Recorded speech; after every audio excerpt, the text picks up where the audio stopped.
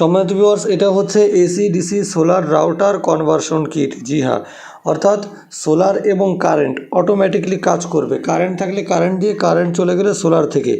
এই জন্য এর আগে যে ডিভাইসটা ছিল সেটাতে হচ্ছে অ্যাডাপ্টার কিনতে হতো।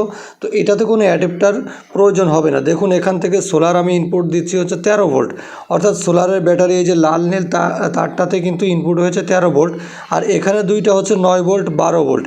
এটা হচ্ছে রাউটারের সঙ্গে যে অ্যাডাপ্টার থাকে সেই অ্যাডাপ্টার দুটো ইনপুট করেছি।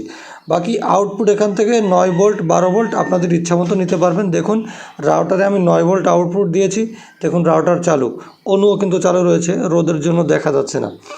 যাই হোক, তো আপনারা অটোমেটিক সিস্টেমে কিন্তু এই কনভার্সনটা কিট দিয়ে আপনার রাউটার এবং অনুকে চালাতে পারবেন। কারেন্ট থাকলে কারেন্ট দিয়ে, কারেন্ট চলে গেলে অটোমেটিক সোলারের সঙ্গে কানেক্ট হয়ে যাবে, কোনো রিস্টার্ট নেবে না।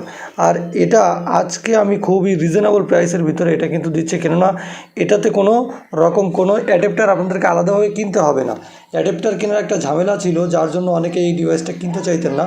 তো এখন কোনো অ্যাডাপ্টার লাগবে না, জাস্ট আপনার রাউটার অনুর সঙ্গে যে অ্যাডাপ্টার থাকে সেই দুটো ইনপুট করে দিলেই কিন্তু হয়ে যাবে। আর এখানে মার্ক করে দিয়ে থাকি 12 ভোল্ট কোনটা, 9 ভোল্ট কোনটা, ঠিক আছে।